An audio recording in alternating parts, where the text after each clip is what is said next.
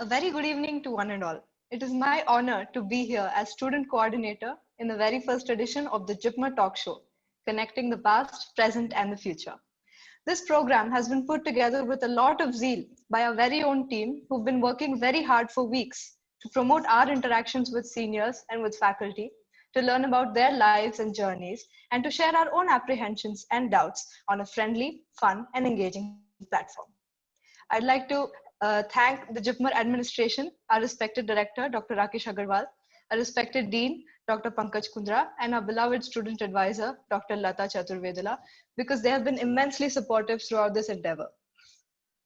Today, we have a very special guest with us, and we're all very excited to meet Dr. Vijay Aluri of the batch of 1998, currently working as a rheumatology consultant in the Physicians Clinic of Iowa.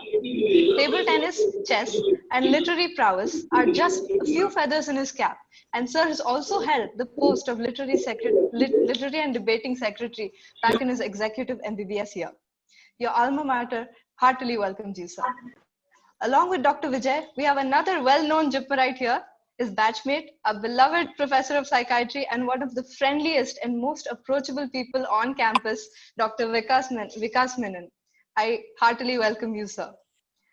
And before we proceed with the talk, I'd like to lay down a few housekeeping rules for the members of the audience here. Kindly stay muted, keep your video and audio muted to avoid any background noise and disturbance. And kindly use your own first name as your user ID so that we can avoid confusion.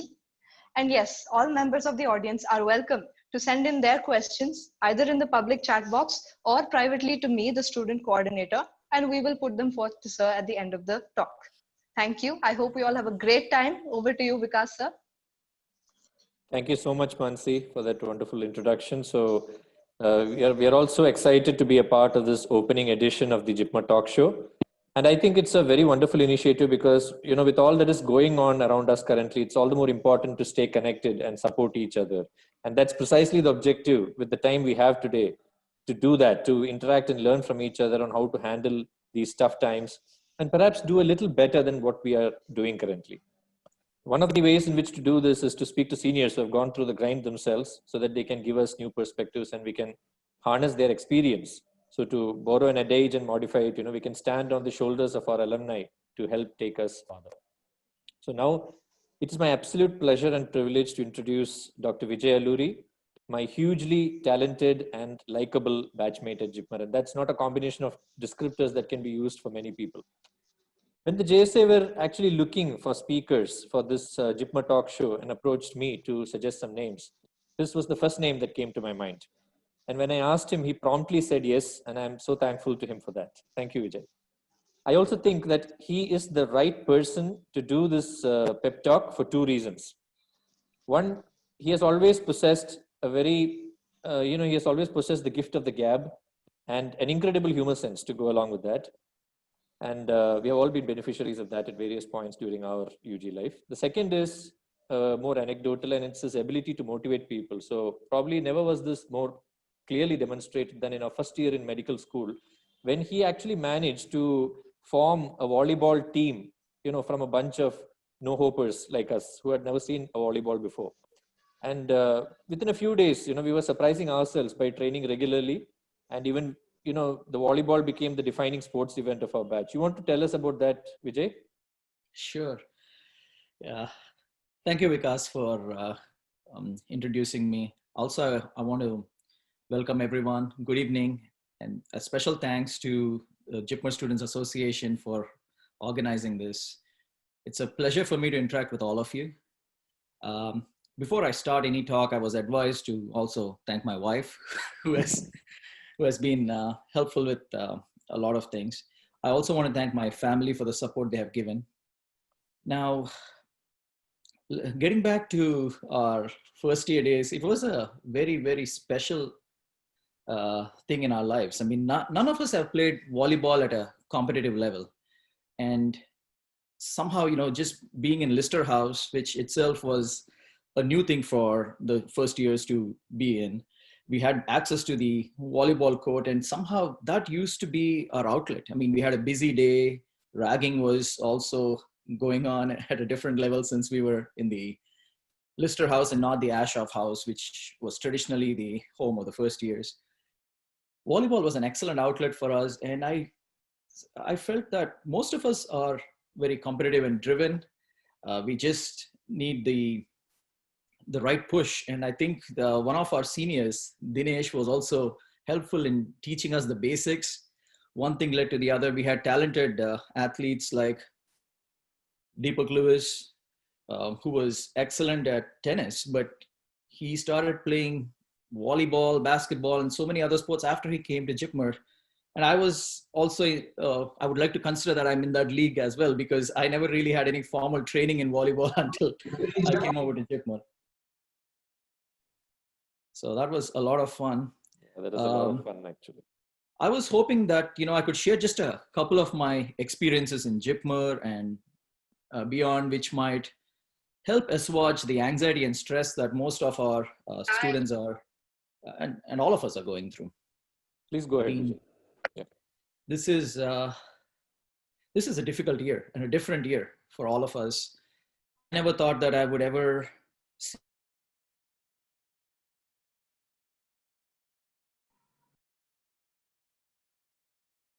hypertension as pandemics. And I was always surprised that no one ever talked about an infection, but this is a different year, and I think we can pull through this together. I'll start off with, how getting into JIPMER was the proudest moment of my teenage life. I come from a relatively medium-sized town in Andhra called Visakhapatnam, also referred to as the city of destiny locally. From when I got into JIPMER, I was super happy. I mean, I never realized that that was definitely one of my top 3 choices. And as soon as I got into JIPMER, I realized that there were a lot of talented guys and girls in our class. I was just one among many, as opposed to being what was referred to as a topper from my school days or high school days. What are the few things that come to me when I think about my MBBS days? The first thing is the diversity in JIPMER. I think that widened our horizons, that improved our ability to interact with people from different backgrounds, different cultures. And it also helped us work out our differences, and just as well improve our tolerance, to say the least. I mean, I'm not sure if I had achieved my full potential from an academic standpoint. There have been a couple of years right after my first year where I felt I might have lost focus a bit, but I don't have any regrets when I look back. I mean, I think we explored a plethora of extracurricular activities at various levels. There were many versatile individuals in our class. I mean, not just volleyball that we fondly reminisce, but also comes to a variety of literary and debating activities. I mean, I was an avid quizzer in my school days, but getting introduced to events like 90 Seconds, What's the Good Word? I must take a moment to thank some of the L&D secretaries who had helped mold me, like Kapil Rangan, our immediate senior, Rohit Gangadharan. I mean, these were guys who were fantastic human beings as well, and who helped me out in various aspects outside academics as well. Now, coming back to academics, I think JIPMER has, I mean, I still believe it does. It used to abound in a number of mentors. These are not just advisors. These are teachers who would mold you the way one should. I mean, one of my icons and one of my legends is Dr. K.R. Sethuraman. He is one of the single reason why I opted for internal medicine as a field of specialization. But we had many other stalwarts in internal medicine, like Dr. Datta, Dr. Ashok Kumar Das, and Dr. R.P. Swaminathan. I still remember how he used to present interesting spotters for us, and he said, Aragapar diagnosis solida, which means just look at this beautiful specimen and come up with a diagnosis. That used to be his catch line, and I still remember that. I also want to thank certain astute clinicians and also mentors like Dr. Basu, who had helped me become a better quizzer. I fondly remember the India quiz that I had helped organize during my executive years. I also want to thank great surgeons like Dr. Ananthakrishnan, Dr. Habibullah, Dr. Smiles, who inspired me to become a good individual and not just, a good clinician. I mean, they were compassionate doctors who had excellent bedside manners.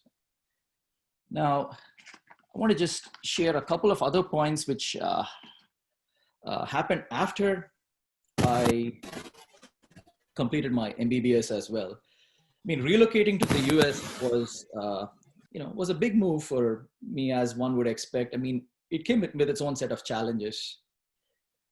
Getting into residency was probably the easiest of them all at that time. I trained at the University of Missouri, Kansas City from 2006 to 2009. I was inspired by the rheumatologist there that I'd worked with, Dr. Kent Houston, and my favorite advisor, Dr. Nabi Abdu, who had trained in rheumatology, allergy, and immunology from the Mayo Clinic. He was one of the very first trainees there. He had inspired me to opt for rheumatology because I felt that in this field, you need to be a complete internist. We are focused on an organ system and not just, and processes and not just one organ. And again, in a hospital, typically if one has an interesting case, it's usually the infectious disease specialist or the rheumatologist who sometimes can solve these puzzles. And I didn't have an idea that when I came over to the United States that immigration plays a big role in some of the choices one has to make. I opted to work as an academic hospitalist for a couple of years, but little did I realize that I had to wait almost 5 years before I could pursue with this dream of mine to become a rheumatologist. There were a lot of naysayers then. I mean, some of them had valid points. They said that I was an old grad. They said that I'm too comfortable with as an attending to participate in this role reversal where I become a trainee again if I were to do a fellowship. And there were also some who had questioned if I was ready to take a pay cut. And one of the biggest source of strength for me during these troubling times was my wife. She had encouraged me all along, and she said that if this is what your heart wants, you should pursue with this. And I was also fortunate to have great classmates who were forthcoming, who took their time to look at my personal statement, I had done this before as a resident, but doing this 5 years out from residency, I must acknowledge the help I had from one of our classmates, Deepak Paraikal. I had a lot of support from friends like Sandeep, and they were both many juniors who had also helped me go through this. One of my, Vikas would definitely recollect one of my junior from Vizag, Vasishta Tatapudi. He's a nephrologist in transplant nephrology. He had helped me out. Pranav Garimella, all of them had helped me at some level or the other. I'm sure that there are a lot more names that I can recollect, and I'm sorry if I had forgotten anyone here, but I definitely appreciate the support that I had received from our JIPMER faculty. And just one more thing I would like to say. I believe that pursuing rheumatology was my greatest educational endeavor. I trained at the University of Iowa Hospital and Clinics for a couple of years in 2014 and 2015. And I've been in private practice in a multi-specialty setting for the past 5 years.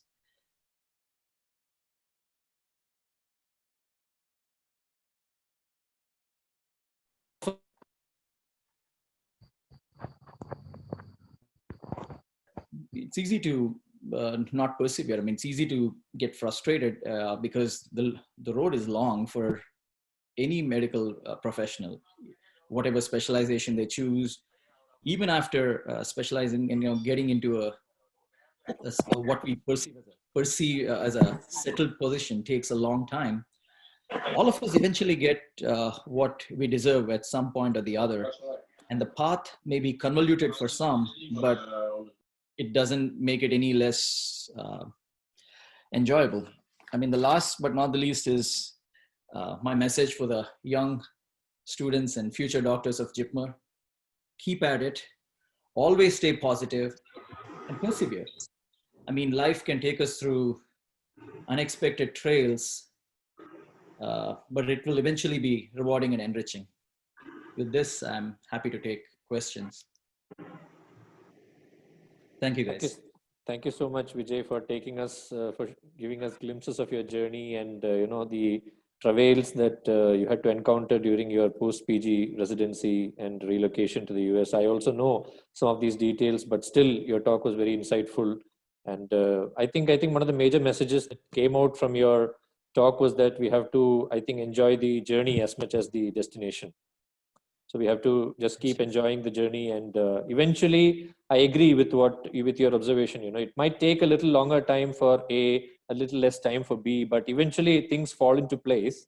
And I have also noted that for most people, things fall into place the way that suits them the best. So it's just a question of staying the course, I guess. So thank you so much, Vijay. I have a few questions for you. So I think I can take the liberty to ask you before I hand over to the student moderator. Can I? Welcome, brother. Go ahead. Okay. So one thing I wanted to ask you is, of course, I have spent most of my UG, PG, and all my my professional life, career, everything in JIPMER. So you have a perspective both within as well as outside JIPMER now that you have also gone to the US. So what you feel is unique about JIPMER undergraduate life, which probably the current lot of students can harness better to their advantage? What would be that one thing? Excellent question, Vikas. I think I had mentioned it as one of the first things that struck me about JIPMER was the diversity. Growing up in such a diverse college prepares us for life in general. I mean, we can interact with people from varied backgrounds, people who speak different languages. I've learned about 3 languages during my stay at JIPMER. I mean, Tamil, certainly Malayalam, and I also improved my Hindi significantly. The other thing is working out our differences in a amicable fashion. I mean, we have people from different parts of India, and we also have a few foreign nationals as well. And we all work together, and whether it's conducting a Spandan, whether it is, also I was the class representative for a couple of years, and I have learned a lot during those years of stay as well as to how to work with different backgrounds, people from different backgrounds. And I think one of the best parts about JIPMER is that most of us, are very open-minded. We don't really form cliques as what I had seen in certain state medical colleges. Sure, sometimes you tend to be more comfortable with someone who speaks maybe your language or someone from your town, but that never stopped me from being friendly with people whom I never knew before coming to JIPMER. So I think that is an excellent opportunity for all of us to become more open-minded and more tolerant. The other thing I would say is that the discipline that is inculcated over the course of 4.5 years. I mean, like I said, even though I might have lost focus for a year or two, I always found a number of classmates who were so focused. I mean, I looked up to you for inspiration as well. Deepak Paraikal, all of you guys never really lost focus throughout the 4.5 years. I mean, I think all of us had our own set of challenges, but eventually together, I think we could learn a lot from each other, and we did. Absolutely. I think yes, I fully agree with you that I learned a lot from many other people, and the diversity that JIPMER offers. And of course, as you said, it was a small group back then. I don't know the impact of increasing the number of students in batches, but we were a small group. So I found that by default, we all had to involve in most of these student activities in order to get it to a successful completion. So that taught us a lot about not only medicine, which in fact is my second question to you actually, Vijay, that what do you think, apart from medicine, what other skills do graduates need to pick up, in order to be successful in life as well as career? I think interpersonal skills play a big role in any walk of life, but definitely in clinical medicine. I mean, I'm not saying that a researcher who's in the lab all the time can get away with without the interpersonal skills, because even in such a setting, if one has good interpersonal skills, he can motivate the team and he can function as a better leader.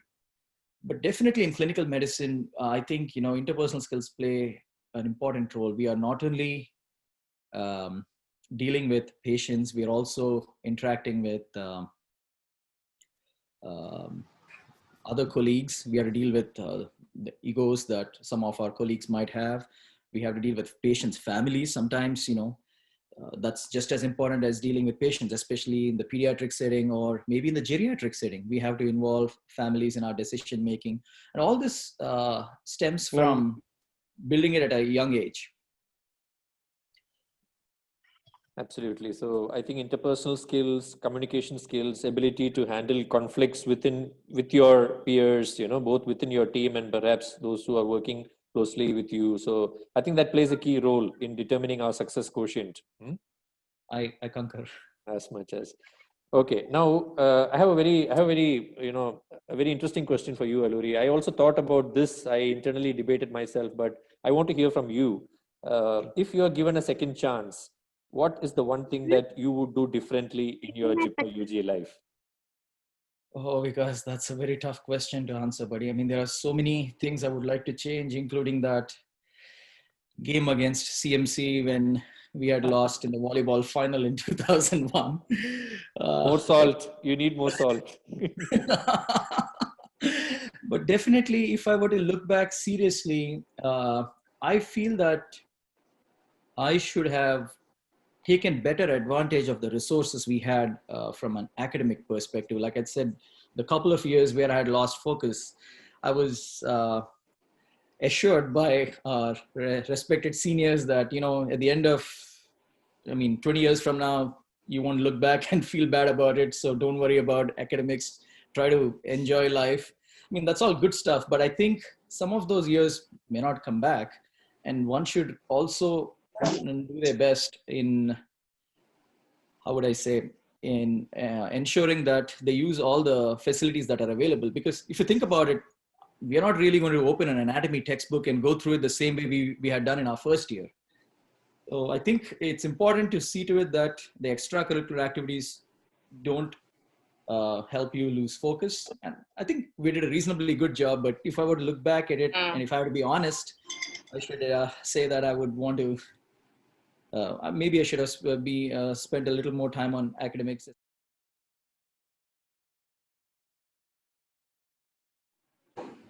Yeah, go ahead, Vijay. Yeah. So that's it. Yeah, that's it. Because I think those are the two moments. There was a lot more, but I think you asked me to pick one, and I already picked two, so I would leave it at that.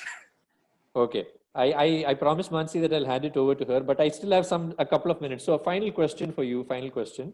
That is how I remember, you were into table tennis. You were a table tennis player even before you came to JIPMER. And after coming to JIPMER, I think you played badminton, you played chess, and you did reasonably well. You were probably undefeated in chess, I guess. And yes. So how did this involvement in sports activities help you to help you in your academics? I want to know how was the balance, how this balance helps and how you think one fuels the other. I would like to hear from you, Vijay, about this. This is a good question, because I think all of us use this, all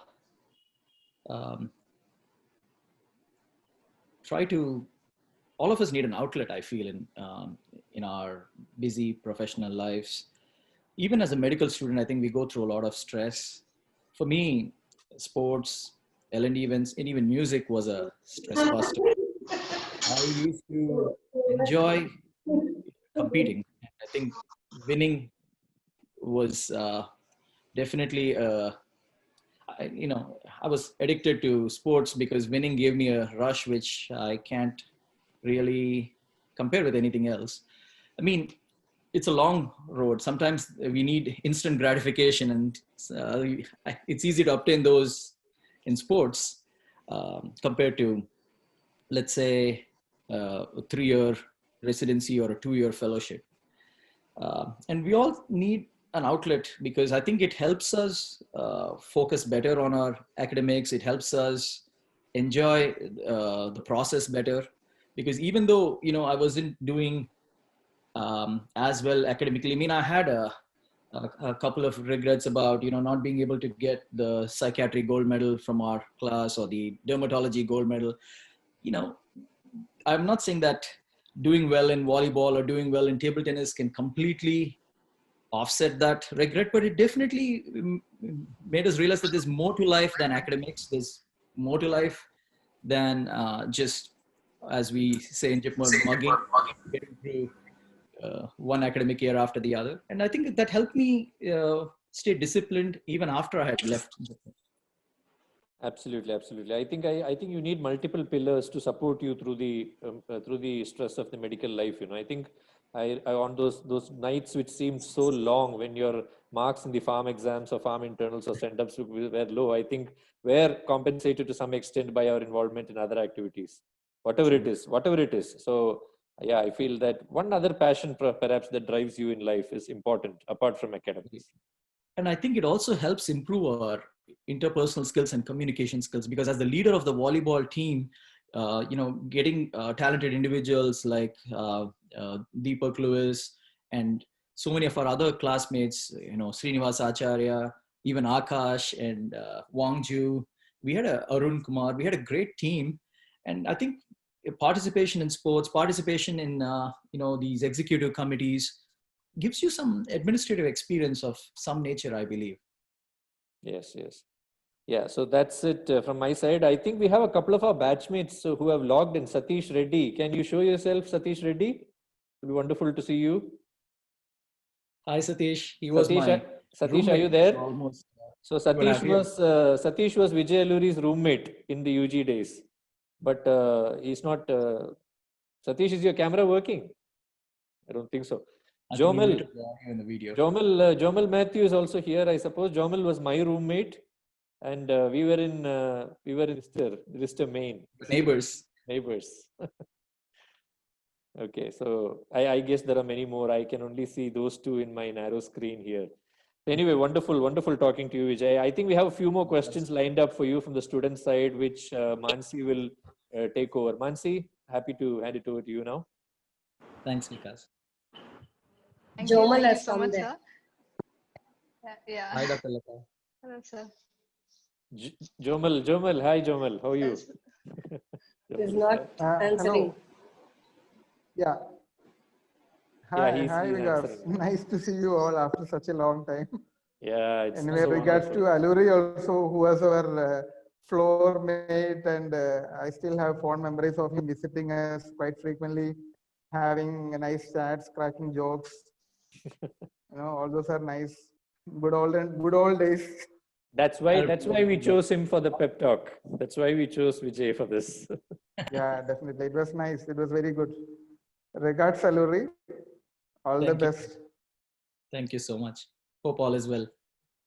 Okay, Mansi, over to you. Fine. Okay. Yes, sir. Thank you, sir. I'd like to proceed to the questions from the audience and from the team. Sure. So, Lata ma'am, would you please ask the first question? I mean, it is very, very simple. What I always tell our students is the clinical skills which you learn at JIPMER, the literal hands-on experience which you get directly on patients. How do you think it has helped you in life, I mean, at US, and how different is it? How do students learn clinical skills there? Nice to see you, Dr. Lata. Thank you so much for being part of this talk. Your question is very relevant because I felt that the clinical skills that I had obtained during my undergraduate days helped me be a good resident in internal medicine. And it's not just in the field of medicine. Whatever skills I had learned in surgery, gynecology, even though I didn't opt for gynecology as a profession, I do take care of pregnant patients with rheumatoid arthritis or lupus. And it's helpful to be, to be multifaceted in one's approach. And I think the basic training in clinical skills has helped me even handle certain tough diagnosis. I'm trying to think about a good example which I can come up with. I do remember once that Dr. Sethuraman, he used to use this term called Toppai sign. Toppai in Tamil means hat. And he just mentioned about a patient, whose hat no longer fits him. And and this patient eventually has Paget's disease of the bone. And I had actually diagnosed a patient with Paget's disease based on this history and elevated alkaline phosphatase. I didn't really have any other information available to me, like a bone scan or a skeletal survey, which showed, the increased osteoblastic activity. So sometimes, you never know how these clinical pearls can help you, but the mind does not, the eyes do not see what the mind does not know. So I think the training that one has at the undergraduate level, the clinical skills, Dr. Swaminathan had taught us a lot of stuff about the different cardiac murmurs. Some of them we may not even apply these days because nowadays echocardiography has taken over, but I still believe that there are a lot of clinical signs that are relevant. The shifting dullness that we see in ascites, there is absolutely no parallel to some of the clinical signs, but it is a changing field. And I still believe that one should have a clinical approach. It may not necessarily be a physical exam sign. I spend about 45 minutes of a 1 hour consultation doing history. I probably spend more time on history taking, 10 minutes on exam, and then I bring them back again a week or two later after doing a few lab investigations. But history sometimes take almost 40 to 45 minutes for some of the rare puzzles that I get. Hope I could answer most of the. Yeah, thank you. Thanks. Thank you. Thank you, sir. And we also have an interesting question by Seema ma'am. She wants your opinion on what makes one successful, persistence or excellence. What would you have to say on this, sir? Obviously the former, given the entire talk that I have given, because excellence is subjective. Persistence, is a little more objective. Excellence depends on how one defines. There's a book that I think Vikas has read it as well called Outliers, the Story of Success. It talks about talent, and is talent overrated, or is hard work more important than talent? In our medical field, for sure, I think talent is trumped by hard work. Definitely you should be smart in making choices which suit your talent. Let us say I am suited towards playing racket sports. And if I put in my 10,000 hours towards that, I'm going to be good at racket sports. And let us say I'm not good at soccer. Even if I put in 10,000 hours towards that, I'm not going to be as good a soccer player as I would be. As good a soccer player as I would be if I were to, as compared to tennis, let's say. So I think choices are important. But at the end of the day, I think persistence is underrated. Even someone like Roger Federer, who looks so effortless when he plays tennis, spends hours in training. So I think hard work always pays off, and that's a belief that has been inculcated over the years. I learned from my dad, and I should thank him for this. Yes, sir. Thank you, sir. We also have another question by Mrudula. Would you like to unmute and ask your question? Sure.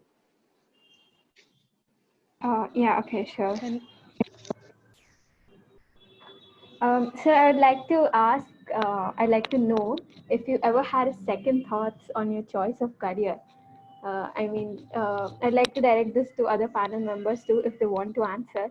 And even if you didn't, what would you like to tell to someone who might have this thought? I think it's human nature. We always think about the road not taken.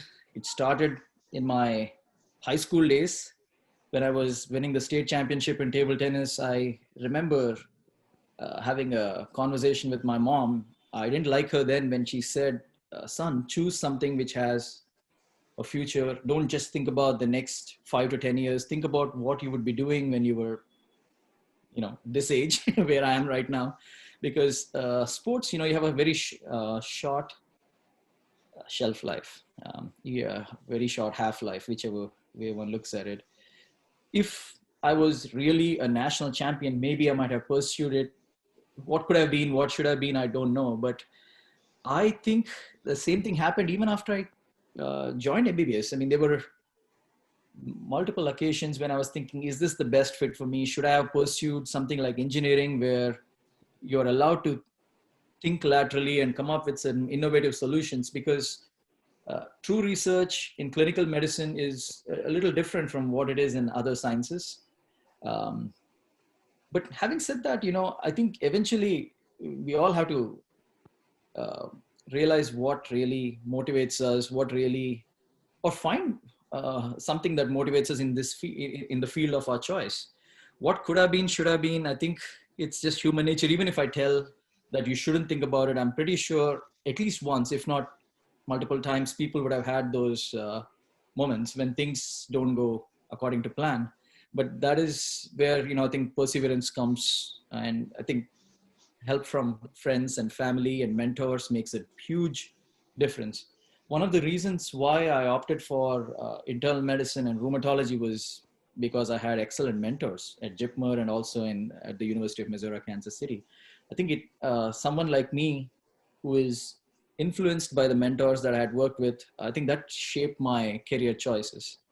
And I think it works out that way for, I would like to think, many of us. If we have a bad experience in our MBBS in a particular department, it's hard I think we should have an open mind that things may be different, or you might look at it differently, but it's less likely for someone to pursue that route unless they have someone else or in their family or know something else about that field which draws them to do it. Thank you, sir. And our next question, is, sir, how do you stay motivated in academics? How do you remain persistent in studies and yet enjoy it at the same time? I think that comes from an inherent drive to be competitive. Whatever field that I had opted over the years, whether it is table tennis, whether it's chess, whether it's quizzing, I think when I was younger, I used to enjoy, being better than the people around me. But as one gets older, you realize that you're really competing against yourself. When I walk on a tennis court, I just hope that I'm going to be better than what I was the previous day. And I think it's the same thing in academics. Sometimes, not every day I see interesting puzzles in rheumatology. There are days when I see certain frustrating conditions like scleroderma where I don't have a whole lot available to me to make a difference. In medicine, I think the greatest joy that a clinician can get is when he makes a difference in a patient's life by helping the condition. The diagnostic challenge is interesting, but I think eventually it's treating a patient that gives you the greatest joy. And the reality is you don't always have that kind of success with every patient. But what you can do is to be their friend, help them through the process, and understand that we are all, depending on your belief system, we are all, God's tools, and we should never really get it into our head that we can answer every question or we can treat every condition. Now, coming back to that motivation aspect, I still think that if one wants to improve oneself, then there's no limit. And the day I think that happens to me, it's probably the time I should look into retirement. Yes, sir. Sir, on a more non-academic perspective, back in Pondicherry, what were your favorite places to visit and regularly hang out? I used to enjoy eating at the Punjabi dhaba. I don't know if it's still there, but I know that some things have changed. I used to enjoy, going to Richie Rich ice cream. uh, at least once a week or once in 2 weeks, all of us would do it. That was, I used to just enjoy. I come from a coastal town in Andhra, Visakhapatnam, so the beach was always very special for me. Even though in Pondicherry we don't have sand beaches compared to Vizag, I still think just walking by the Gandhi statue there, Mahatma Gandhi statue, that was, they were, I can't even remember how many times I've been there in the 5 years that I'd stayed there. Just a minute. I noticed that each time you tell Vizag, Mansi has a very wide smile on her face. Are you too from Vizag, Mansi? No, sir, I'm from Hyderabad, but I don't know, maybe on a Okay, Telugu maybe. speaking level. Carry on. Andhra and carry on. Telangana are one still. Yeah, that's Yes. carry on, Mansi. Yes, sir. Sir, moving on to an event that we all terribly missed this year, Spandan. So back then, what was the most popular event in Spandan? What did everyone look forward? What was it like? Actually, I'm a wrong person to ask when it comes to Spandan because I was taking part in so many events that Spandan used to be a little stressful at times. I was in the shuttle badminton team but couldn't make it because I was having so many other sports commitments. I felt Spandan was too many things were happening in too short a period. But having said that, I think everyone enjoyed the cultural events the most. I enjoyed watching our Spandan, our JIPMER team winning accolades year after year. We used to have, a rock show. I don't know if you guys still have that kind of stuff here or if things have changed a bit. We used to enjoy interacting with students from different colleges. We would ask them about their experiences and we would realize that we were doing much better in terms of training. I mean, maybe CMC Vellore was one college where grads were also trained in a similar or probably even more rigorous fashion. But I think Spandan gives us an idea as to how we compare with our peers or how they are doing it in terms of training. And it actually helped us, reach out to other colleges as well. Yes, sir. So, sir, given your versatile personality as a practicing clinician, do you have time to pursue all your interests that you have cultivated ever since UG? The simple answer is no. I have to make some compromises, and I think we all do that in life. I do miss volleyball. I haven't played in a while. I miss shuttle badminton, but you can only do so much, and I think it's about prioritizing. I mean, it's wrong to think that we can't do what we want, but we need to. I mean, with age, I think we also realize that we have to pick a few interests that we would like to pursue with. But there's nothing wrong in being interested in stuff. It's just that you may not be able to pursue it at the level that you did when you were in your undergraduate days. So that's why, I think the MBBS days are one of the best days of my life. Yes. Sir, and a lot of UGs here, they're aiming to do their higher education in foreign universities. So what advice would you have for them? Like, how would you balance your college studies with your MLE studies, etc.? What I would tell them is, firstly, they have to ask themselves what exactly um, is motivating them to pursue that training. I mean, if they want to go to the United Kingdom or the United States, they should ask themselves what exactly what are they going there for? What do they want to, where they see themselves like 5-10 years down the line? Because getting into residency alone should not be the only motivation for them to go through all that effort. They have to see, is the climate conducive for higher training? I mean, right now, it is ironic that getting into residency is more difficult than getting into fellowship. I know people who come over to the United States after doing a post-graduation in, let's say, ophthalmology. Now they come over to do a fellowship in ophthalmology, but they realize that they are limited same thing with radiology. They come over to do a fellowship in radiology, then they start residency all over again. Yeah. So that they can continue to practice here. And I think everyone, to each his own. I'm not going to make any, how would I say, unfair or hypercritical comments. But I think sometimes interacting with seniors or family members who have had similar experience helps people understand the feasibility of their dream.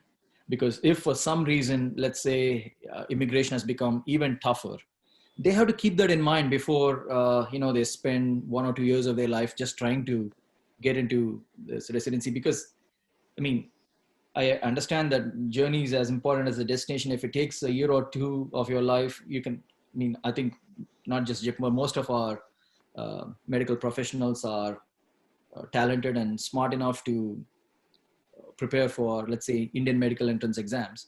But I think they need to be aware of what's in, there's a lot of uncertainty without doubt, but they should be aware of the, how would I say, the political climate. They should be aware of their chances before pursuing those dreams. But from what I have seen, anything is possible if you persevere and if you put in the right effort. Certainly, one needs God's grace to realize those things which are not in one's hands. But I would tell them that be mindful of the political climate and the feasibility of one's dreams before investing a year or two of their life in that. Yes, thank you. And sir, so the next thing we wanted to ask was, how was your, say, interaction with your seniors back in your first year? And, what would you like to say to those baby juniors who are listening to you right now?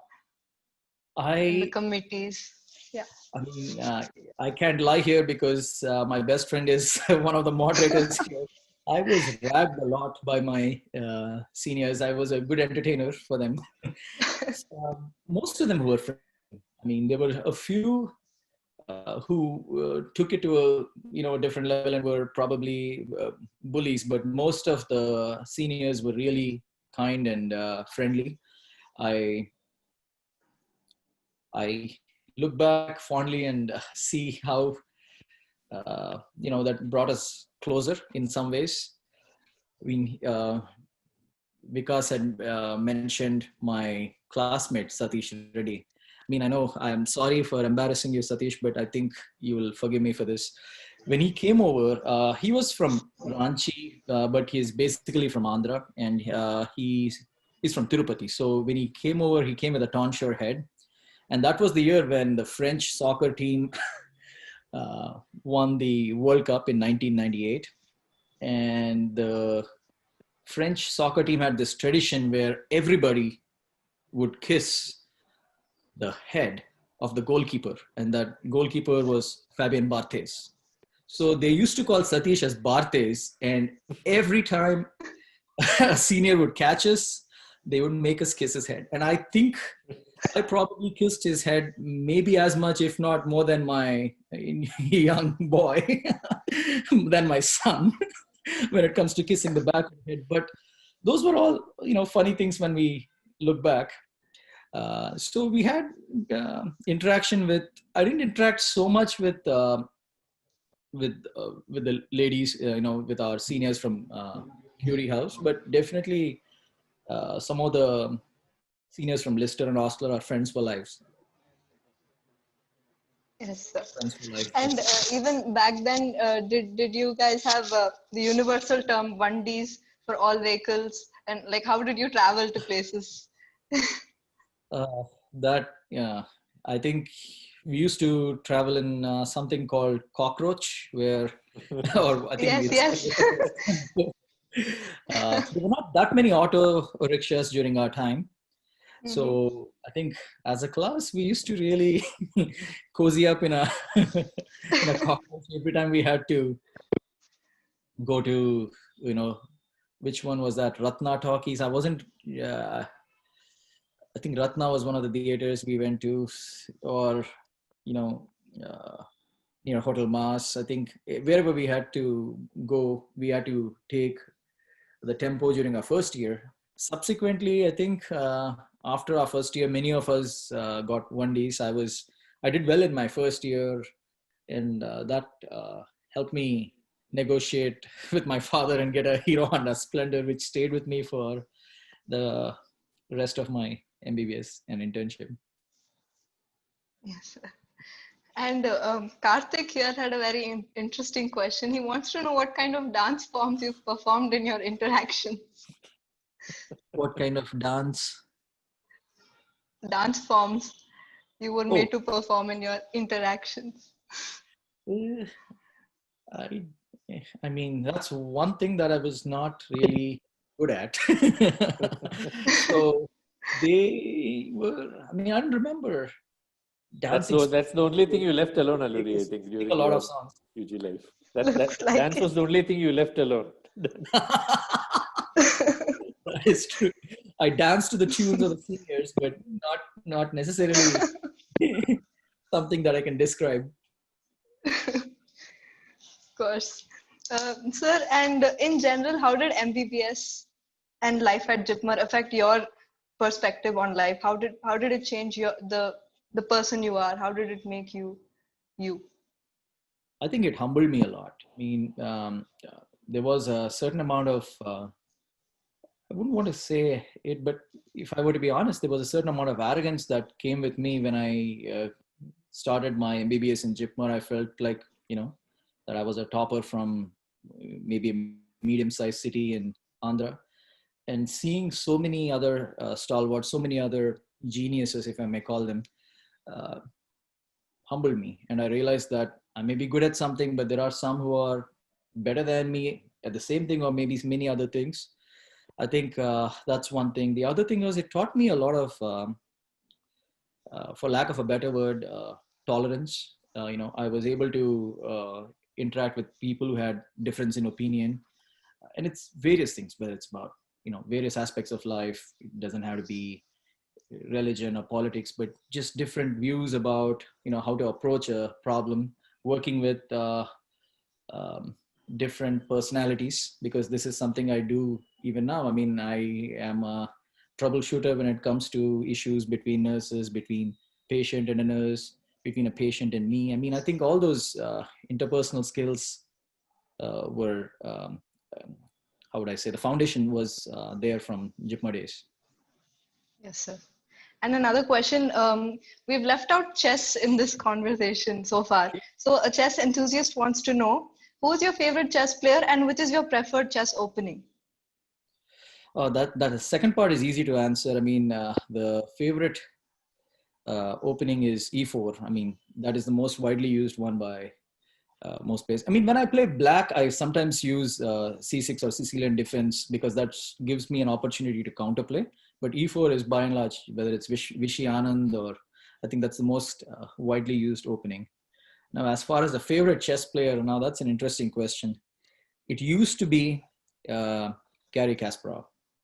But after going through, the histories of so many legends, I like the personality of Mikhail Tal, who thinks outside the box and who is a genius who unfortunately died at a young age from the erstwhile Soviet Union. So, but if I were to still look back, I think the competitive drive of Kasparov is something else. Nowadays, we have, computers which are superior to human beings.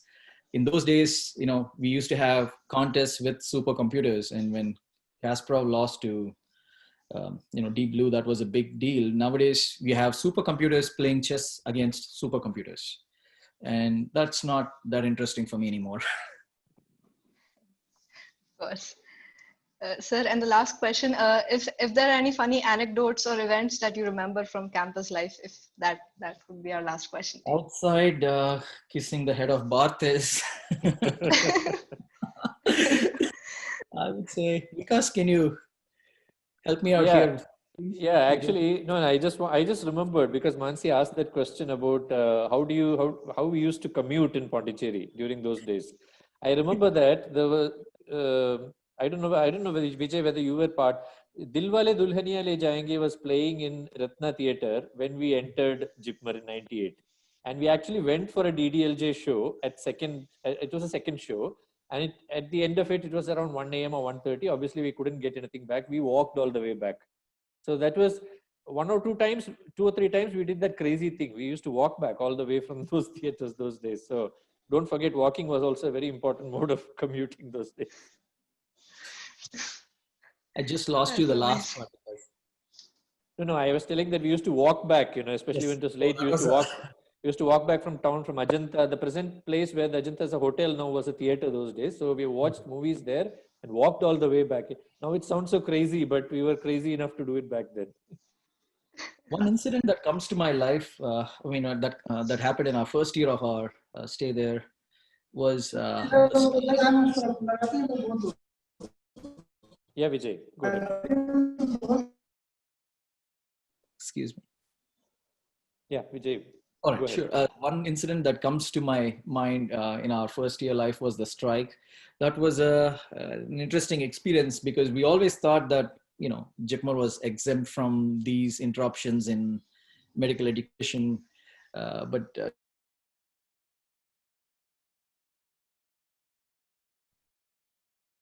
the strike was only for a week or two, but less than a couple of weeks. But I think I took it as an opportunity to, visit my mom. I mean, I was homesick and she was missing me a bit. So I thought I could go and just spend a couple of days. What I remember was when I was leaving at midnight, I had this huge backpack on me and I was trying to, catch an auto, and a couple of our seniors from the, I think, class of 95, they started chasing me all the way in a motorcycle. And that was an interesting chase. I just beat them by less than a minute because I boarded the bus. I mean, that was it still was an exciting car chase or a bike. I'm surprised they didn't pull you out from the bus. They did, but I had to pay for it when I came back. Okay. So we wind up with that question from Mansi, and Vijay. Yes, it was wonderful to have you with us. I think one important message, which you responded to one of the questions on how to remain persistent. I particularly like that message which you said that every day you have to compete with yourself to improve that 1 or 2% better, rather than trying to compete with others around you. That's not the whole point. The whole point is you try to improve yourself every day, and then there is a challenge for you that's realistic, that's meaningful, and that's not discouraging. Because if you improve by that 1% or 2% every day, then you feel that every day is meaningful. I think that was a very important message. Thank you for that. So it's been wonderful to have you, and it's been such a privilege to moderate this session, Vijay. It's so good to do that. Thanks to the student Thank you, team for this. It's a pleasure, and thank you to the JSA for having me here. Thanks to student team for everything. And with that, I hand over to you, Mansi, for the closing remarks. Thank you, sir. I'm sure we all have so many more things we'd like to ask you, but we'll have to stop here, unfortunately. Thank you so much, Dr. Vijay and Dr. Vikas, and we all had a wonderful time today. And I also thank everyone present here for joining in on our very first JIPMER Talk Show. And the next one will be on the 17th of October, and the details of the speaker will be out soon. So until that time, stay safe and stay tuned. Thank you. Before I close, I just want to thank all my batchmates. Many of our batch of 98 members have joined in. I cannot make out everybody because it's a very short screen window I have here, but I think Arun is there. Arun is there. Are you there, Arun? Hi, Arun. He is. I'm not really sure. Arun and I are co-moderators for our JIPMER 98 WhatsApp group and the Facebook group. Okay. Maybe they have left. But a word of thanks to all our batchmates who have squeezed in time to share the stage with us. Thank you so much. Thank you. So Mansi, we will close now. Yes, sir. Yes. Thank you. Thank you. Bye-bye. Bye, Vikas. Bye.